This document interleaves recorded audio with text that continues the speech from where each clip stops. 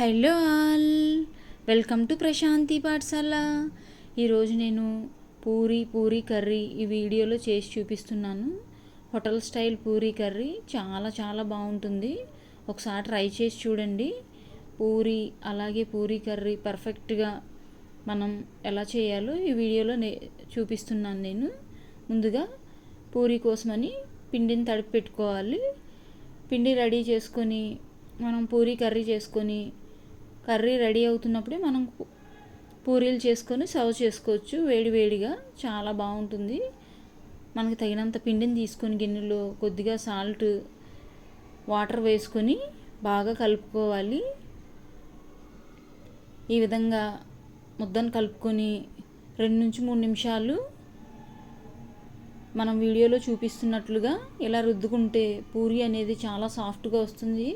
మనకు చపాతీ కూడా ఈ విధంగా మనం మద్దన చేసుకుంటే చాలా బాగా వస్తుంది. చపాతీ కూడా సాఫ్ట్గా, మనం ఎక్కువ ఆయిల్ కానీ నెయ్యి కానీ వేయవసరం లేదు. చాలా బాగుంటుంది. ఒకసారి ట్రై చేసి చూడండి. ఇది చిట్కా. పూరీ పొంగడానికి మనం 2-3 స్పూన్లు ఉప్మా రవ్వ వేస్తాం కదా. ఈ విధంగా మనం పూరీ పిండిని మర్దన చేసినట్లయితే 2-3 నిమిషాలు మనకి రవ్వ కూడా యాడ్ చేయాల్సిన అవసరం లేదు. నేను ఇక్కడ యాడ్ చేయలేదు. ఈ విధంగా మనం డౌని ప్రిపేర్ చేసుకొని పూరీ కాల్చుకోవాలి. ఈ విధంగా ఆయిల్ వేడైన తర్వాత మనం చేసుకున్న పూరీలని 2 వైపులా కాల్చుకుంటే పొంగుతూ పూరీలు అనేవి భలే వస్తాయి. 2 వైపులా కూడా పొంగుతూ వస్తాయి. చూసారా, చాలా క్రిస్పీగా కూడా ఉంటాయి. ఒకసారి ట్రై చేసి చూడండి. ఈ విధంగా మనం పూరీ రెడీ చేసుకున్నాం కదా. పూరీ కర్రీ కూడా ఎలా చేసుకోవాలో నేను ఇక్కడ చూపిస్తున్నాను. చూసారా, పూరీ కర్రీ సింపుల్గా ఈజీగా ఎలా చేశాను. కర్రీ కోసం ముందు స్టవ్ వెలిగించుకొని బాండీ పెట్టుకొని ఆయిల్ వేసుకొని వేడైన తర్వాత 1 టీ స్పూన్ శనగపప్పు, 1 టీ స్పూన్ మినపప్పు, కరివేపాకు, పచ్చిమిర్చి వేసి దోరగా వేయించుకోండి. కొద్దిగా ఆవాలు కూడా వేయండి. అల్లం తరుగు ఇష్టం ఉన్న వాళ్ళు యాడ్ చేసుకోండి, లేదా 1/2 టీ స్పూన్ అల్లం వెల్లుల్లి పేస్ట్ యాడ్ చేసుకోండి. నేను ఇక్కడ యాడ్ చేయడం లేదు. బాగా పోపు వేగిన తర్వాత మనం కట్ చేసుకున్న, ఇక్కడ నేను 3 ఉల్లిపాయలు తీసుకున్నాను పెద్దవి. చిన్నవి అయితే 4 తీసుకోండి. ఇక్కడ నేను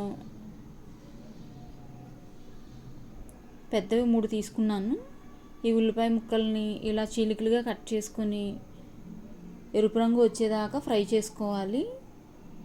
ఈ విధంగా ఎరుపు రంగు వచ్చేదాకా ఫ్రై చేసుకున్న తర్వాత టమాటో ముక్కలను కూడా యాడ్ చేసుకోవాలి. చూసారా, 4గురికి అయితే మనం 2 నుంచి 3 ఉల్లిపాయలు అయితే సరిపోతుంది కర్రీకి. లేదు ఎక్కువ మందికి అనుకుంటే, ఒక 10 మందికి అనుకుంటే ఒక 5-6 ఉల్లిపాయలు అయితే సరిపోతాయి. ఈ విధంగా ఆనియన్స్ని ఎరుపు రంగు వచ్చేదాకా మనం ఫ్రై చేసుకోవాలి. ఉల్లిపాయలు ఎక్కువ తినడం ఇష్టం ఉన్న వాళ్ళు ఎక్కువ యాడ్ చేసుకోండి. మీడియంగా అయితే ఇట్లా యాడ్ చేసుకుంటే సరిపోతుంది. ఈ విధంగా మనం లో ఫ్లేమ్లోని ఎరుపు రంగు వచ్చేదాకా ఉల్లిపాయలను అయితే వేయించుకోవాలి. చాలా బాగుంటుంది. ఒకసారి ట్రై చేయండి ఈ పూరీ కర్రీ అనేది.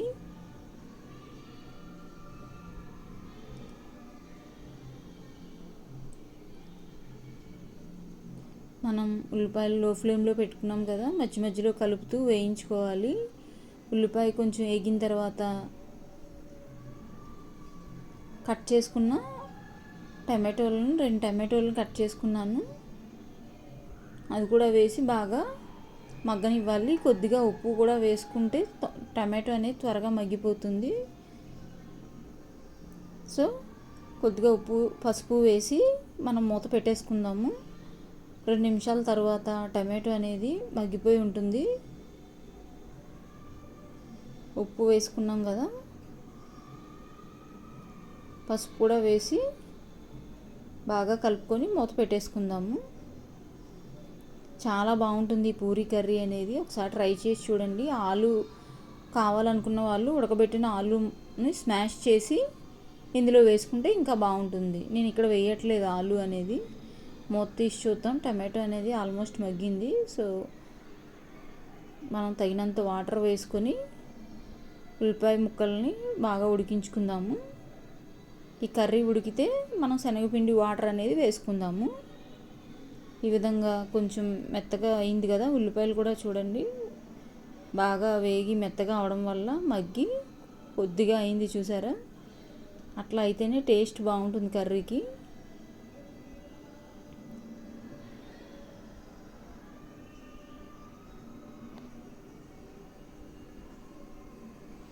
తగినన్ని వాటర్ అయితే వేసుకుందాము.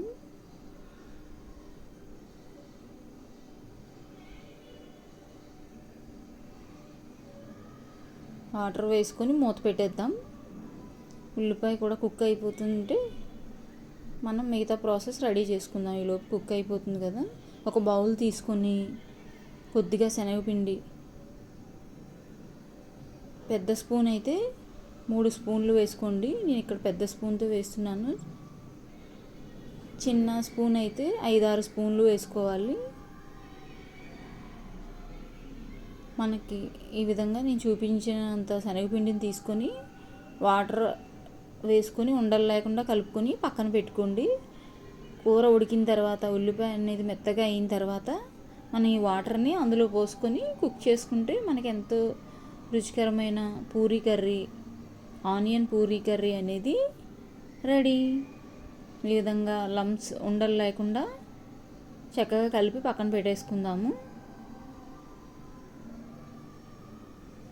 కొద్దిగా వాటర్ వేస్తూ కలుపుకున్నాను నేను ఇక్కడ.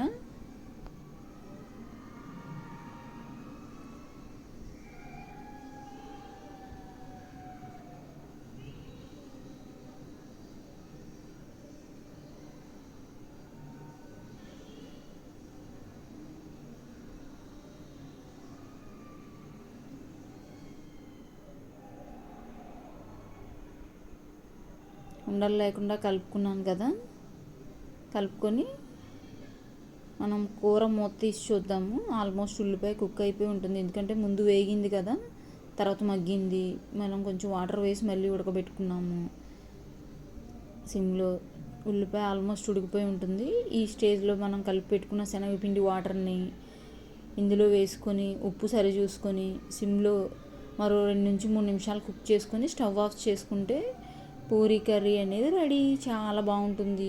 ఈ టైంలోనే మనం బంగాళదుంప కావాలనుకున్నా వేసుకోవచ్చు. ఈవెన్ బఠానీలు, క్యారెట్ ముక్కలు కావాలనుకున్నా మనం యాడ్ చేసుకోవచ్చు. నేను ఇక్కడ ప్లెయిన్ ఆనియన్ కర్రీ కుక్ చేస్తున్నాను. ఇది కూడా చాలా బాగుంటుంది. మీకు అలా ఇష్టమైతే అవి కూడా యాడ్ చేసుకోవచ్చు. ఉల్లిపాయలతో పాటు కాసేపు ఫ్రై చేసి బంగాళదుంపను ఉడకబెట్టి స్మాష్ చేసుకొని వేసుకుంటే అది కూడా చాలా బాగుంటుంది. ఈ విధంగా దగ్గరకు వస్తుంది కదా, మనం తగినన్ని వాటర్ వేసుకొని కాసేపు కుక్ చేసుకుందాము. శనగపిండి వాటర్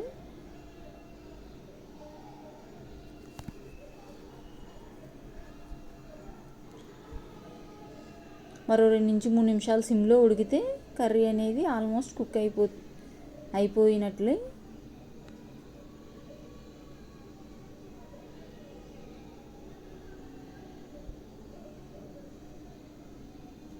బాగా దగ్గర పడింది కదా. శనగపిండి వేయగానే మనకి ఉండ కట్టేస్తుంది. సో ఉండ కట్టకుండా ఇలా పలుచగా చేసుకొని మనం ఒక 2-3 నిమిషాలు ఉడికించుకుందాము.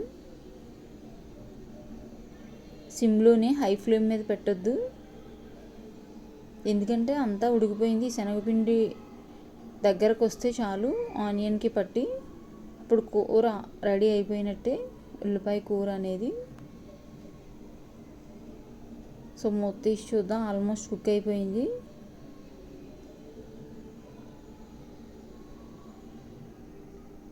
ఈ విధంగా మనం కర్రీ రెడీ చేసుకుంటే చాలా బాగుంటుంది. వేడివేడిగా సర్వ్ చేసుకుంటే ఈ విధంగా కుక్ అయిపోయిన కర్రీని నేను హాట్ బాక్స్లోకి తీసుకున్నాను. చాలా బాగుంటుంది. ఒకసారి ఇలా ట్రై చేయండి. ట్రై చేసి మీకు ఎలా కుదిరిందో నాకు కామెంట్ పెట్టండి. మా ఛానల్ నచ్చినట్లయితే తప్పకుండా సబ్స్క్రైబ్ చేసి సపోర్ట్ చేయండి. అలాగే నచ్చినట్లయితే చిన్న లైక్ కామెంట్ పెట్టండి. ఓకేనా? ఈ విధంగా మనం కర్రీ రెడీ చేసుకొని పిండి రెడీ చేసుకుంటే వేడివేడిగా పూరి అనేది సర్వ్ చేయొచ్చు. ఓకేనా? Thank you for watching. For more videos please subscribe Prashanti పాఠశాల.